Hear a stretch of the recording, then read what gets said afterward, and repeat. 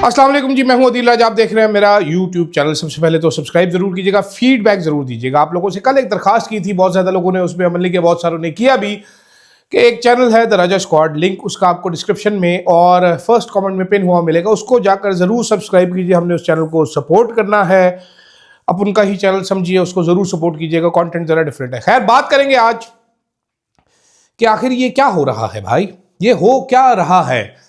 क्या सुहेल अफरीदी की जान को कल खतरे में डाला गया? पीपल्स पार्टी का क्या सॉफ्टवेयर अपडेट हो चुका है? पीटीआई वाले क्या खुद भी इसमें कुछ शामिल हैं? ये जो तमाम कंफ्यूजन और साफी और नाई में फ़र्क होना चाहिए, ये भी ज़रूर डिस्कस करेंगे। सबसे पहले तो जनाब, सुबह हम उठे तो पता चला कि सुहेल अफरीदी साहब जो हैदराबाद और आगे अंदरून सिंध फिर रहे थे, उनकी वापसी के रास्ते बंद कर दिए गए। वो कच्चे के इलाके में उतर कर अननोन रास्तों से, जंगलों से, बयाबानों से, गोठों से होते हुए 6-7 घंटे में सवेरे सवेरे वापस कराची पहुंचे। और तमाम के तमाम पीटीआई के हजरात ने मैसेज ज़रूर डाला सिंध गवर्नमेंट के लिए कि जनाब आपने ये जो हरकत की है, और साथ साथ ये भी डाला कि जलसा ज़रूर होगा। पीपल्स पार्टी की हुकूमत मुझे बेबस और मजबूर ज़रूर नज़र आ रही, लेकिन वो है बी टीम। पहले दिन मैंने एक तजिया पेश किया था कि जनाबे वाला ये लोग कर बैठे हैं एस्टेब्लिशमेंट को एक झटका देने के लिए ऐलान, लेकिन इनके बस की बात नहीं है। अभी आज मैंने कराची में फ़ोन किया एक साहब को ये जानने के लिए कि जनाब हो क्या रहा है। उन्होंने कहा वही होता है जो पंजाब में हो रहा है। मैंने कहा लेकिन सिंध गवर्नमेंट ने तो वेलकम किया था। तो उन्होंने कहा जी जितना सिंध गवर्नमेंट कर सकती थी वो कर चुकी है, अब बात उनके हाथ से निकल चुकी है। कल रात को सुहेल अफरीदी के लिए रास्ते बंद किए जाना, उसके बाद आज बागी जना ग्राउंड जो है उसके ऊपर पुलिस वालों की पिकटें लगा देना, उसके ऊपर रास्ते बंद कर देना, कारकुनान पर लाठी चार्ज हो जाना। उसके बाद अब ये देखिए सुहेल अफरीदी साहब का पैगाम क्या था, ये भी सुना देता हूँ। हैदराबाद से वापसी पर मेरे और मेरी टीम के तमाम रास्ते बंद कर दिए गए हैं। पिछले 6 घंटों से मुख्तलिफ रास्ते तब्दील कर चुका हूँ। अभी 4:23 पर सुनसान सड़क पर आकर कराची की तरफ रवाना हो चुके हैं।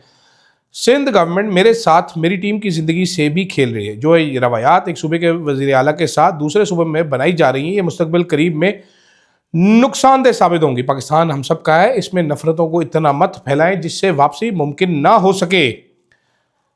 ठीक है जनाबे वाला, वापसी मुमकिन ना हो सके। दूसरी तरफ जनाबे वाला हैदर वो नकवी साहब एक मुबैना सहाफ़ी हैं, वो कहते हैं हमने तो पहले ही बताया था जनाब कि इन्होंने जलसा करना नहीं है, अब ये खाली मैदान है, रड़ा मैदान है, ये आए ना, ये आके जलसा करें, ये वो करके देखें। उस पर भी बात करेंगे। शफी जान कह रहे हैं सुबह के 6:45 बज चुके हैं, हैदराबाद से वापसी कराची के रास्ते बंद किए हुए थे, मेन हाईवेज़ को जगह जगह बंद किया हुआ था। वज़ीर आला साहब ने खुद अंदर के उतर के रास्ते खोले। अगर किसी भी किस्म का नुकसान हुआ तो इसकी ज़िम्मेदार सिंध हुकूमत होगी। सिंध हुकूमत की मुनाफिक क्या है बागे जना पर?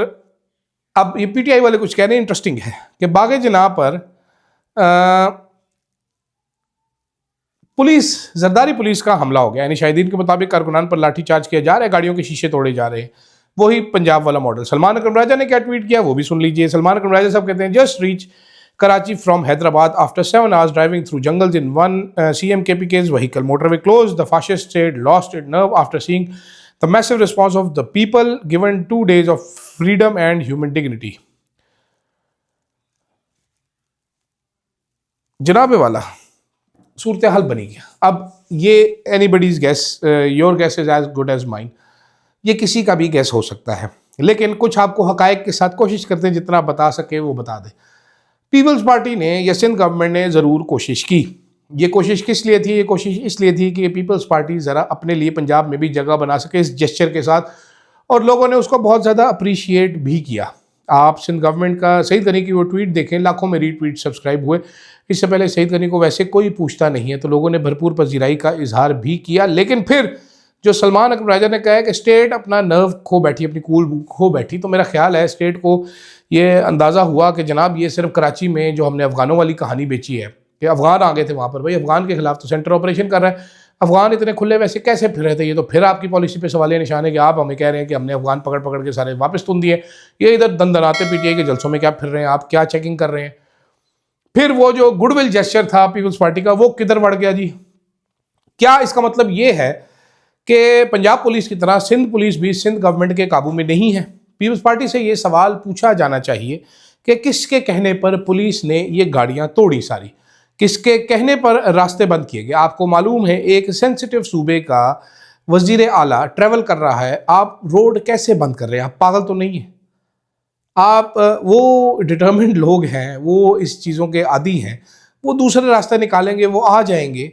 आप क्यों रास्ते बंद कर रहे हैं? मुझे ये ज़रा समझा दीजिए कि आप क्यों रास्ता बंद कर रहे हैं। और ये सिर्फ पीपल्स पार्टी के साथ नहीं हुआ, तहरीक इंसाफ के अंदर भी कुछ लोग हैं ऐसे जो बार बार कोशिश कर रहे थे कि मामलात ख़राब हों। ये कौन से लोग हैं, ये भी बड़ा दिलचस्प है। मैं नाम नहीं लेता, हालांकि मुझे कंफर्म नाम पता है, लेकिन ये वो लोग हैं जनाब जो पहले दिन से कहते आ रहे हैं कि फस्तायत सिर्फ मरियम करती है, बाकी कोई नहीं करता। ये वो ट्वीटें कर रही है। वो लोग हैं जो ये कह रहे थे कि इस्टेब्लिशमेंट तो एक ही जैसी है, तो सिंध में कोई क्यों कुछ नहीं हुआ। ये वो लोग हैं जो बार बार पीपल्स पार्टी को टारगेट कर रहे थे, हालांकि सब अच्छा चल रहा था। ये वो लोग हैं जो बुरे को बुरा नहीं कह रहे थे। अब आप खुद ढूंढिए कि कौन से लोग ये ट्वीटें कर रहे थे, कौन से लोग क्या बयानियां बेच रहे थे, क्यों तहरीक इंसाफ के लोगों में कन्फ्यूजन पैदा कर रहे थे। अभी तक कन्फ्यूजन ये है कि क्या जलसा होगा या नहीं होगा। तहरीक इंसाफ वाले कभी ऐलान करते हैं होगा, वहाँ पर जाते हैं तो पुलिस मारती है, किसी को कुछ समझ नहीं आ रहा। लेकिन आपने जो हालात देखे हैं ज़रा उसका अंदाज़ा लगा लीजिए जनाबे वाला, कि ज़रा सा फ्री हैंड मिला है तो सिंध के गोठों में से अंदरूने सिंध में भी आवाम उमड़ कर आ गई। सुहेल अफरीदी फर्स्ट टाइम शायद इन इलाकों में जा रहे हों मेरी तरह, बंदे पे बंदा चढ़ा हुआ था। ये सब सुहेल अफरीदी के लिए नहीं, इमरान खान के लिए आए थे। तो इससे आपको किसी जमात की रूट्स का पता चलता है, उसकी पॉपुलैरिटी का पता चलता है, इससे पता चलता है वो जमात किस जोगी है। बाकी आप बड़े से बड़ा लीडर निकाल के देख लीजिए, आपको अंदाज़ा हो जाएगा। वो पंजाबी में कहते हैं ना, किन्ने वियां दा 100 होंदा है, तो तुहानू पता चल जाएगा किन्ने वियां दा 100 होंदा है। बात करते हैं जनाब, कल जो हमने बात की थी, एक सहाफ़ी होते हैं जो खबर देते हैं, फिर कुछ नाई होते हैं वो मैं आपको पहले भी कई दफ़ा बता चुका हूँ।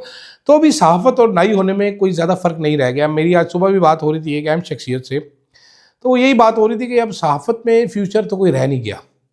ठीक है, अब मीडिया चलेगा, अगर ख़बर देनी है तो वो डिजिटल मीडिया पर ही होगी, वो इस मीडिया पर तो नहीं होगी। यहाँ पर तो आप नाइयों वाले काम ही कर सकते हो। कल नाइयों वाला काम ही करवाया गया। मेरे पास कंफर्म इतलात बहुत सारी मौजूद हैं कि जाए जी ये क्लैरिफाई करे, सबको कहा गया ये ट्वीटें करे जी हुकूमत और उसके दरमियान सब कुछ अच्छा है। लेकिन पाकिस्तान के मारूजी हालात को देखते हुए मैं ये कहना चाहता हूँ कि ऐसा कभी होता नहीं है। अच्छा, इस पे सुहेल वड़ाइच साहब की जो खबर थी, सबसे ज़्यादा रोला सुहेल वड़ाइच साहब की खबर का ही था। सुहेल वड़ाइच साहब की खबर को बार बार जनाब वो कोट किया जा रहा था कि सुहेल वड़ाइच साहब ने ये कहा, सुहेल वड़ाइच साहब ने वो कहा, वंडर बॉय शंडर बॉय कोई नहीं आ रहा। तो उस सिलसिले में सुहेल वड़ाइच साहब भी पुराने सहाफ़ी हैं, मंजे हुए खिलाड़ी हैं। उन्होंने एक कॉलम लिख मारा, पूरा कॉलम लिख मारा। वो बड़ा इंटरेस्टिंग कॉलम है। उन्होंने अंसार वासी साहब की टका के बेइज्जती भी की है उस कॉलम में। उन्होंने एक टॉम एंड जेरी का हवाला दिया, पीर पगाड़ा का हवाला देते। टॉम एंड जेरी में है कि बिल्ली जो है ताकत के घमंड में, वो जेरी टॉम जो है वो जेरी के पीछे ही पड़ा रहता है। जेरी छोटा है, कमज़ोर है, लेकिन जेरी बड़ा चालाक है। जेरी बचता फिरता है बिल्ली से, हमेशा मरने के टाइम आके बच जाता है। वो उन्होंने सियासतदानों से तशबीह दी और टॉम उन्होंने एस्टेब्लिशमेंट को बोला, तो उन्होंने कहा ये पीछे पड़े रहते। फिर उन्होंने कहा जनाबे वाला कि हमें भी खबर है, तमाम तर अंसार वासी साहब को उन्होंने भ्यों के चित्तर मारे कि जी बड़े दानिश्वर हैं, बहुत बड़े साफ़ी हैं, बड़े आदमी हैं, मेरी तो कोई औकात ही नहीं है। लेकिन ये हमें भी नज़र आ रहा है कि डिलीवरी कोई नहीं है, ये हमें भी नज़र आ रहा है कि मईशत ठीक नहीं हो सकी, ये हमें भी नज़र आ रहा है कि ये काम नहीं हो सके। साथ बड़ी इंटरेस्टिंग काम किया। उन्होंने कहा ये हाइब्रिड जो है, जिसके बारे में कहा जा रहा है कि कभी ख़त्म नहीं होगा, ता क़यामत जो है शहबाज शरीफ साहब भी वज़ीर आज़म रहेंगे और आसिम मुनीर साहब भी रहेंगे। उन्होंने कहा ख्वाहिश तो मेरी है कि ऐसे ही चले, लेकिन पाकिस्तान के हालात बताते हैं कि ऐसे हुआ नहीं करता और हमेशा मामला ख़राब हो जाता है। तो अभी ख़बरें तो हमें यही बता रही हैं कि मामलात ख़राब हो रहे हैं और मईशत जो नहीं चल रही है। अगर हम ये कहें कि सब कुछ इस्टेब्लिशमेंट कर रही है, सुहेल वड़ाइच साहब कह रहे हैं, तो भी नज़ला कसूर हमेशा सिविल गवर्नमेंट का ही होता है। तो इसलिए शहबाज शरीफ साहब का ही कसूर होगा। शहबाज शरीफ साहब को चाहिए अभी से तैयारी कर लें। सुहेल वड़ाइच साहब ने बड़ा अच्छा काम किया। इसमें मालिक साहब ने भी बड़ा इंटरेस्टिंग काम किया। मालिक साहब को भी मजबूर किया गया था, शक्ल से ही नज़र आ रहा था, लेकिन मालिक साहब ने भी एक आके क्लैरिटी दे दी। उन्होंने कहा भाई मैं जो बता रहा हूँ कि शहबाज शरीफ बड़े अच्छे हैं, लेकिन इकनॉमिक टीम परफॉर्म नहीं कर रही और चेंजेस होंगी। और सुहेल वड़ाइच साहब भी अपनी खबर पर खड़े हैं। तो इसका क्या मतलब लिया जाए कि कल फ़ोन आने के बावजूद इन साहिबान ने अपनी खबर, और आज सुहेल वड़ाइच साहब ने कॉलम लिख मारना है, वो बड़ा इंपॉर्टेंट है। ये कोई भी शख्स कभी भी नागुज़ीर नहीं होता। और जो हालात इस मुल्क के कर दिए गए हैं माशाअल्लाह से, शहबाज शरीफ साहब की क़यादत में शबाना रोज़ मेहनत करते हुए जो गवर्नमेंट एंटिटीज़ का 300 अरब का लॉस एकदम से हो गया है, उसी से आप अंदाज़ा लगा लीजिए कि मुल्क किस सिमत जा रहा है। जो गुर्बत के हालात हैं, महंगाई के हालात हैं, आवाम के जो हालात हैं, वो सारे, बल्कि अभी मैं एम टेक की लाइन में ख्वार होकर आ रहा हूँ, क्योंकि एक नया मंजन हमें दिया गया रातों रात। मोहसिन नकवी के जीनियस किस्म के ब्रेन ने निकाला है कि जनाब एम टैग होगा तो आप इस्लामाबाद के अंदर एंटर होगी गाड़ी, वरना हम गाड़ी वापस मोड़ दिया करेंगे, क्योंकि हम बड़े गुस्सेनाक हैं, हम बड़े ये ऐसे हैं, हम बड़े वैसे हैं। समझ नहीं आ रही इसकी वजह क्या है, माँ सिवाय इसके कोई ठेके शेके दिलवाने, उसके अलावा कुछ कख समझ नहीं आ रही मुझे। खैर मैंने कहा क्विक से एक व्लॉग कर देंगे, रात को डिटेल में करेंगे। अरशद साहब के चैनल पे भी आज वीडियो इंशाल्लाह आ जाएगी, वो भी आप ज़रूर देखिएगा। मुझे दीजिएगा इजाज़त, अल्लाह हाफ़िज़।